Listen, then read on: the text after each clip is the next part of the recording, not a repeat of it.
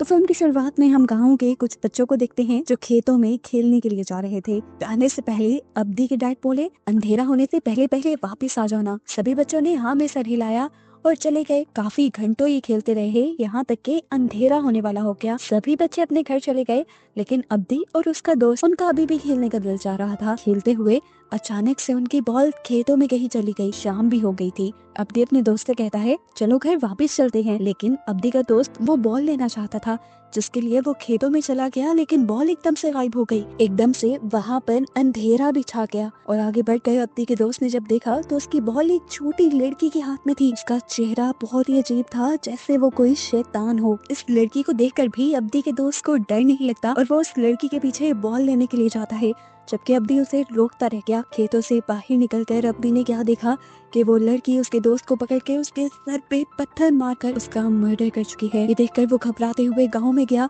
और उसने गांव वालों को चिल्ला चिल्ला कर बुला लिया। सभी लोग अब्दी की बात मानते हुए अब्दी के दोस्त को ढूंढने के लिए निकल जाते हैं। जहाँ पर अब्दी ने उसे देखा था, अब वो वहाँ नहीं था, लेकिन फिर नदी के दरमियान एक पत्थर पर उन्हें उस बच्चे की लाश मिल गई। सब लोग इस हादसे से बहुत ज्यादा डर चुके थे। वो बच्चा जो मरा था, उसके डैड को लगता था कि अब्दी ने ही उस बच्चे को मारा है, क्योंकि आखिरी मर्तबा वही उसके साथ था और अपना कत्ल छुपाने के लिए वो ये सब कर रहा है। इससे पहले कि अब्दी को उसके ना की गलती की सजा मिल जाती, यहाँ पर गांव की बड़ी फैमिली का एक मेंबर आ जाता है और आकर वो अब्दी की साइड लेता है और कहता है, मुझे अब्दी पे यकीन है, वो सब अब्दी ने नहीं किया और अब्दी जो कह रहा है वो सच कह रहा है। वो सब सुमोला ने किया है और शायद वो आज तक जिंदा है। सुमोला के बारे में ये लोग नहीं जानते थे। तब ये आदमी इन सबको सुमोला की कहानी बताता है। आज से 29 साल पहले इस गांव के सबसे अमीर आदमी की कोई भी औलाद नहीं थी। इसकी वजह से उसके अंकल उसकी सारी जमीनें लेना चाहते थे, ताकि वो जमीन उनके बच्चों के पास चली जाए और इस जमीन का आगे कोई वारिस रहे। अब सूजी मान को ये सुनकर बहुत ज्यादा गुस्सा आया और उसने अपने घर के अंदर जाकर अपनी वाइफ को ये धमकी दी कि अगर 1 साल के अंदर अंदर उनका कोई बच्चा पैदा ना हुआ तो वो दूसरी शादी कर लेगा। सूजी मान की वाइफ ये सुनकर बहुत ज्यादा उदास हो गई और तभी उसे एक ऐसी औरत के बारे में पता चला जो लोगों को बच्चा देने में मदद करती थी। सुनकर काफी अजीब लगा, लेकिन वो फिर भी अपनी एक मेड के साथ उस औरत के पास चली गई। यहाँ पर जाते ही वो लड़की बताती है कि मुझे बच्चा चाहिए और ये बुरी औरत उसे बताती है, तुम्हारा काम हो जाएगा, लेकिन एक बात मैं पहले साफ साफ बता दूं, मैं ये सारा काम काले जादू से करती हूँ और मेरे मकसद को पूरा होने के लिए डीमन यानी शैतान मेरी मदद करता है। तुम्हें बच्चा मिल तो जाएगा, लेकिन इसके बदले तुम्हें एक कुर्बानी भी देनी होगी। तुम्हारे पास 2 बेटियां पैदा होंगी,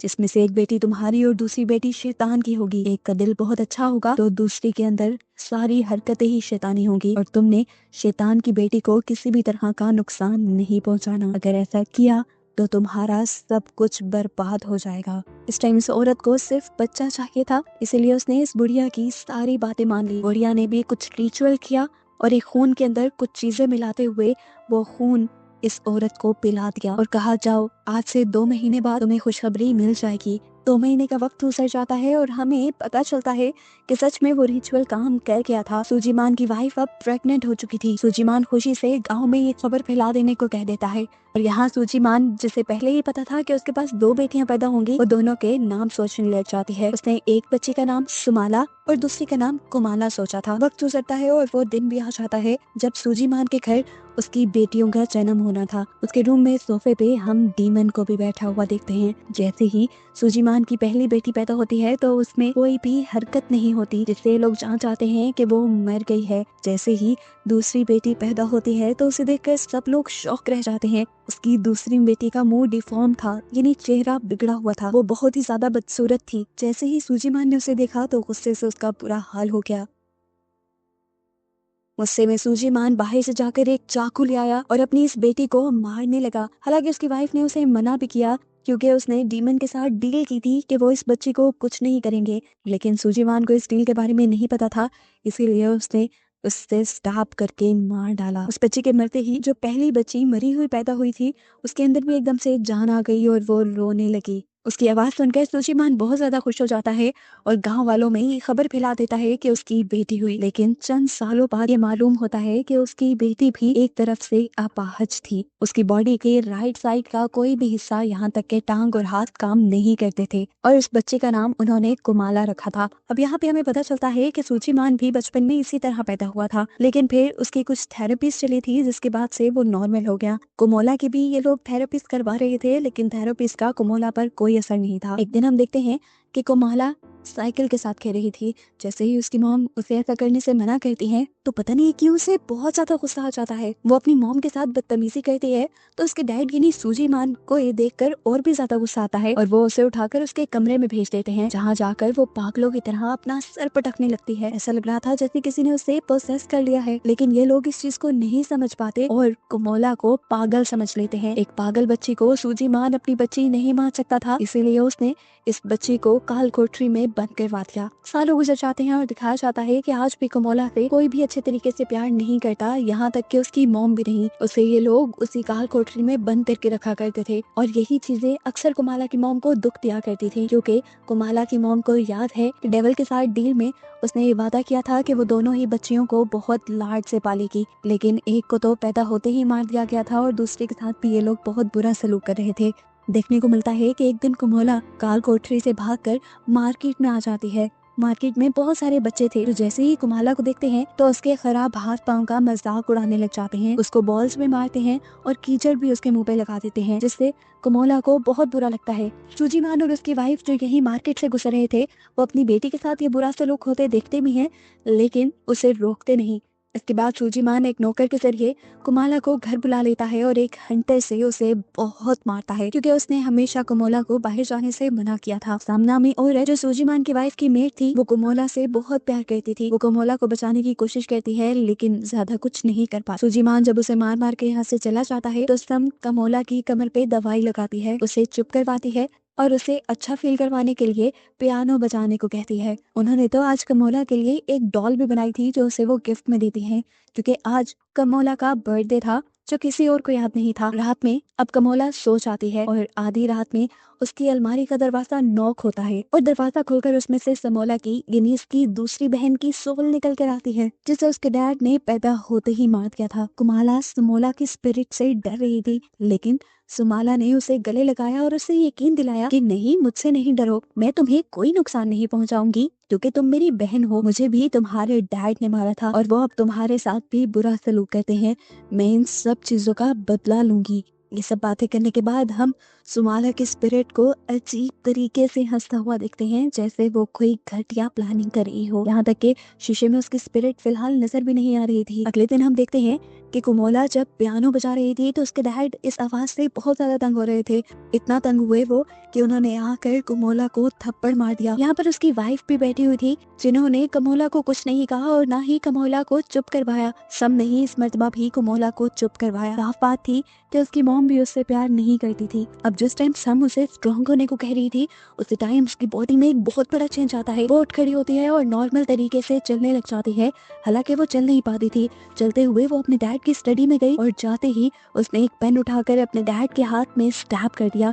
उसके डैड पहले यही देखकर हैरान थे कि उसकी बेटी ठीक से चल कैसे पा रही है। ऊपर से उन्होंने ऐसी हरकत कर दी थी कि उसके डैड का गुस्सा डबल हो गया।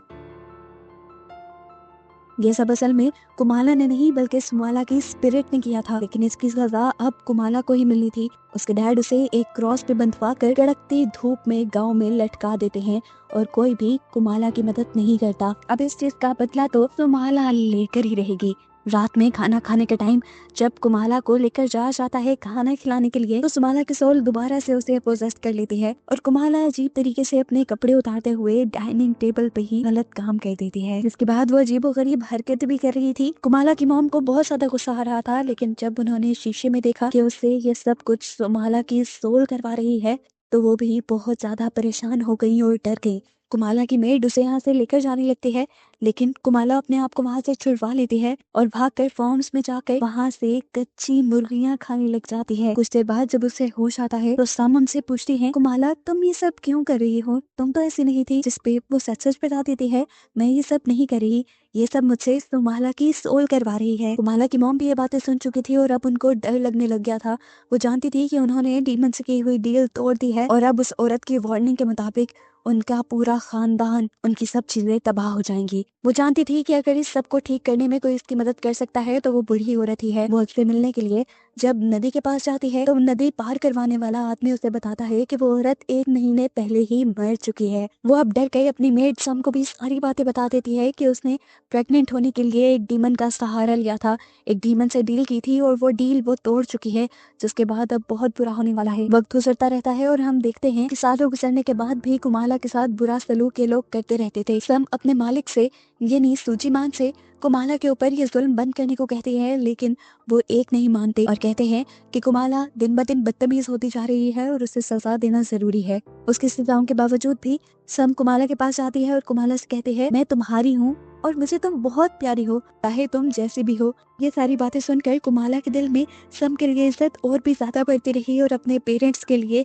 और भी कम होती रही। अगले दिन हम देखते हैं कि कुमाला को तंग करने के लिए वही बच्चे आए थे जो उसे मार्केट में मिले थे। कुमाला के साथ खेलने के बहाने उन्होंने कुमाला को नीचे बुलाया, उसका मजाक उड़ाया, उसके मुंह पे मट्टी लगा दी और उसे एक बॉल मारकर चले गए। चले कहाँ गए आंटी सब ने ही उन्हें भगाया। दूर खड़े हुए कुमाला के पेरेंट्स ये देखते रहे, लेकिन उन्होंने उन बच्चों को रोका नहीं। कुमाला बाहर क्यों आई थी, इसकी सजा में उसके डैड दोबारा से उसे काल कोठरी में बंद कर देते हैं। लेकिन रात को कुमाला की मॉम को काल कोठरी में से कुछ अजीब सी आवाजें सुनाई देती हैं। वो चेक करने जाना चाहती थी, लेकिन उसके हस्बैंड ने उसे कहा, यहीं बैठी रहो, तुम्हारा वहम है वो सब। लेकिन उसकी मॉम की सोच बिल्कुल ठीक थी। कुमाला ने अपने आप को छुड़वा लिया था क्योंकि सुमाला की सोल ने उसके ऊपर कब्जा कर लिया था। वो एक खंजर लेकर यहाँ से निकल जाती है खेतों की तरफ और हम देखते हैं कि उसके पीछे सुमाला भी थी।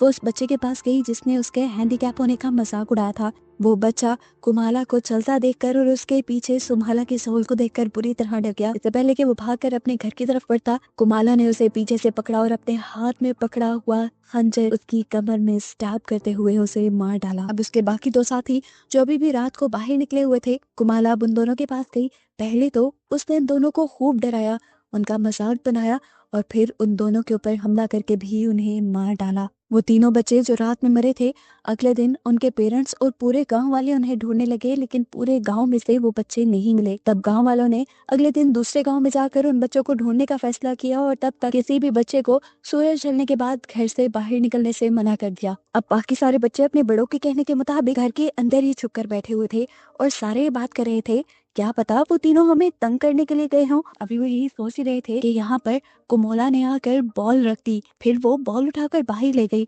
सब बच्चे बॉल लेने के लिए बाहर चले गए। हालांकि उनमें से एक बच्चे ने कुमोला के हाथ में उस खंजर को नोटिस भी कर लिया था, लेकिन फिर भी वो कुछ ना समझ पाए और बाहर निकलने पर कुमोला ने सारे बच्चों को बेरहमी से मार दिया।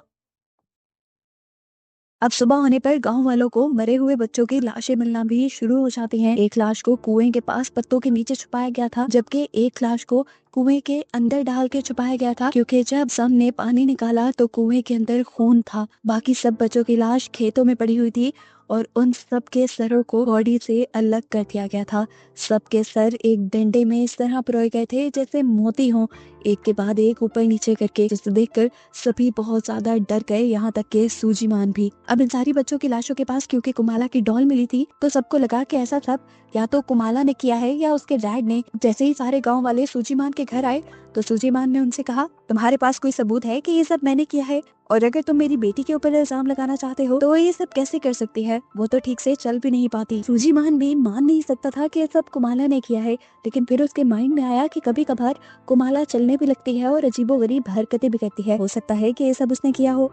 वैसे भी उसको तो रात में काल कोठरी में बंद कर दिया जाता था, तो फिर वो बाहर कैसे गई? यही सोचते हुए सूजीमान जब काल कोठरी में जाता है तो देखता है कि वहाँ पे एक बहुत बड़ा सुराख था जिसे बोरियों से ढका गया था और ऐसे सूजीमान को ये बात कंफर्म हो गई कि उसकी बेटी ने ही वो सारे मर्डर किए हैं। यहाँ पर अब डरते हुए पहली मर्तबा कुमाला की मॉम बोलती हैं और बताती हैं, ये सब कुमाला ने नहीं बल्कि सुमाला की सोल ने किया है। उसे यकीन दिलाने के लिए वो ये भी बताती हैं कि उन्होंने खुद सुमाला की सोल को अपनी आंखों से देखा था। अब इन बातों के पीछे कितना सच है ये सब जानने के लिए सूजी मान कुमाला के रूम में जाता है और उससे वादा करता है कि अगर तुम मुझे सच बताओगी तो मैं तुम्हें कोई नुकसान नहीं पहुंचाऊंगा।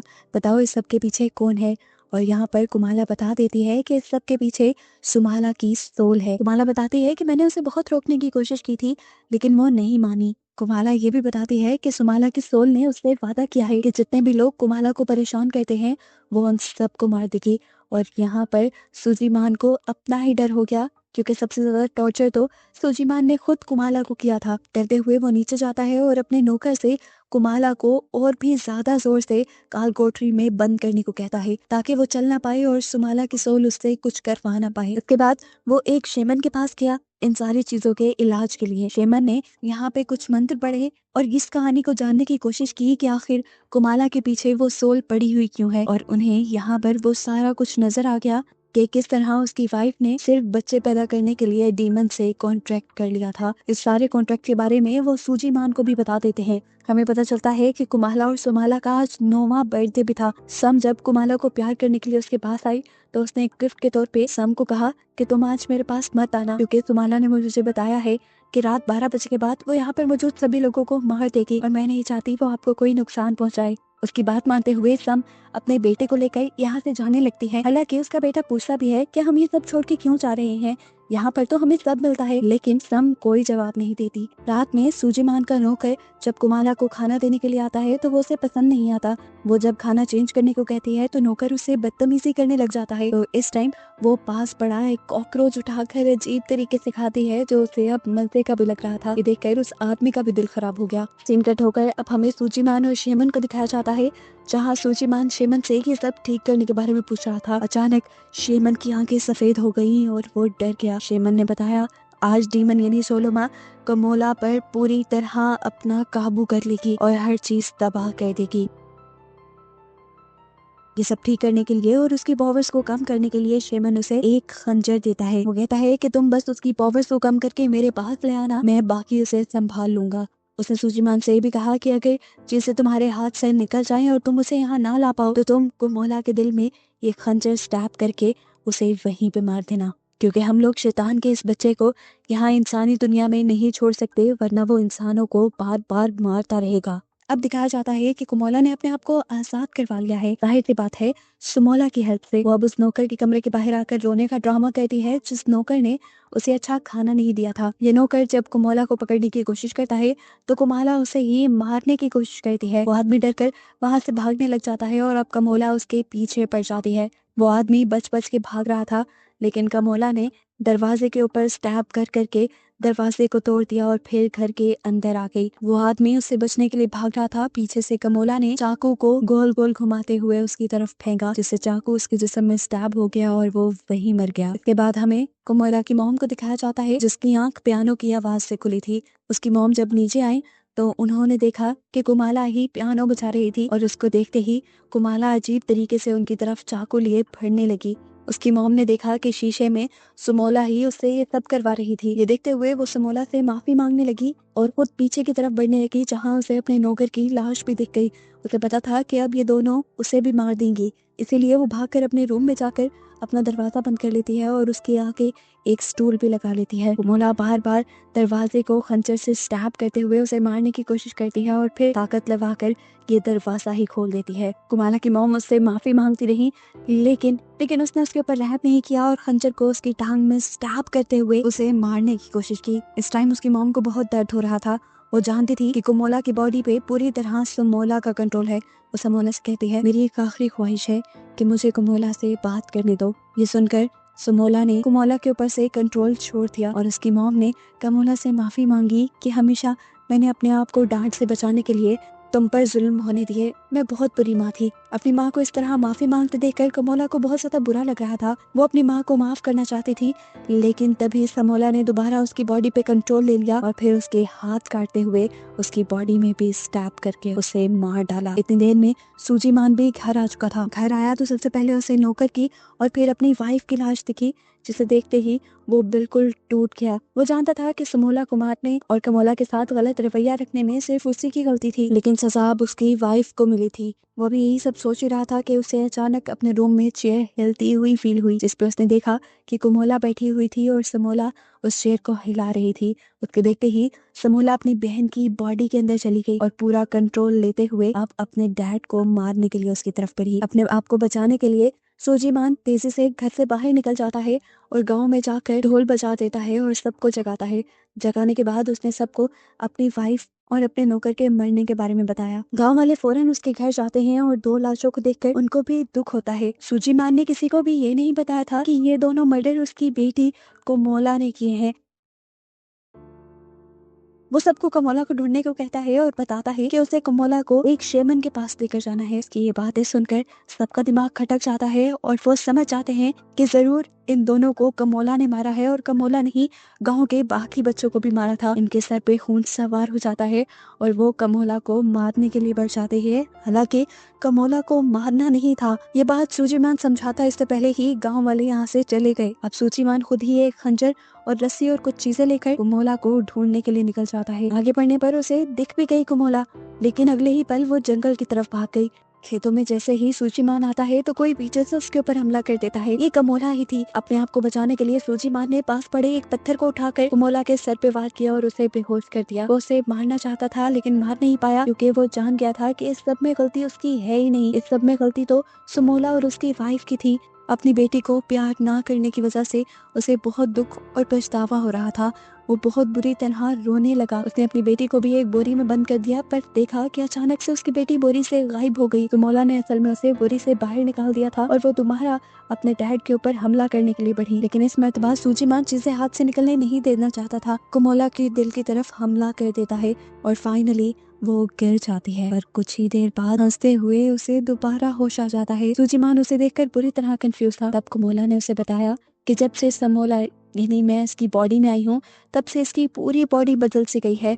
इसका दिल भी बाईं तरफ से हट के दाईं तरफ आ गया था, क्योंकि तुमने इसके दिल पे बात नहीं किया, तो इसीलिए ना ये मरी और ना ही मैं। अब समोला अपने डैड को मारती है। सबसे पहले वो उसी के हाथ से खंजर लेकर उसका पेट चीर डालती है, यहाँ तक कि उसकी आंतें बाहर निकल आई। और उसके बाद उसने पास पड़ी 2 छोटी छोटी लकड़ियां उठाकर सूजीमान की आंखों में स्टैब कर दी। सुबह होने पर दिखाया जाता है कि गांव वालों को सूजीमान की बॉडी क्रॉस से लटकी हुई मिली, जैसे उन्होंने कमोला को सजा दी थी। इस सब के बाद सीन्स प्रेजेंट में आते हैं और हम उस आदमी को देखते हैं जो ये सारी कहानी असल में गांव वालों को सुना रहा था। ये लड़का असल में सम का बेटा था, जो उस रात घर छोड़ के चली गई थी, इसीलिए उसकी और उसके बेटे की जान बच गई थी। वो बताता है कि अभी तक अगर बच्चों की जान जा रही है तो समोला अभी भी इस गांव में जिंदा है और सब बच्चों को बचाने के लिए हमें किसी तरह समोला को पकड़कर उसे खत्म करना होगा। और समोला के मिलने से पहले तक वो गांव वालों को ये कहता है कि अपने बच्चों को रात में बाहर नहीं निकलने देना। सारे उसकी बात मान के घर चले जाते हैं और रात में हमें उस बच्चे के डैड को दिखाया जाता है जिसे मूवी के स्टार्ट में समोला ने मारा था। उसे इस आदमी की बातों पे बिल्कुल भी एतबार नहीं था। उसे लग रहा था कि ये सारा काम अब्दी ने ही किया है। वो रात में अब्दी को मारने के लिए अब्दी के घर के पास आता है और उसे वहीं पर समोला दिख जाती है, जो इस टाइम एक मरे हुए आदमी की बॉडी को खा रही थी। और बस यही दिखाते हुए ये मूवी यहाँ खत्म हो जाती है, ये बताते हुए कि ये एक सच्ची कहानी है। इंडोनेशिया में सेंट्रल हवा के पास सच में एक ऐसा गांव है जहाँ पर एक डेविल की बच्ची रहती है और इसलिए वहाँ के लोग रात में अपने बच्चों को घर से बाहर नहीं निकलने देते।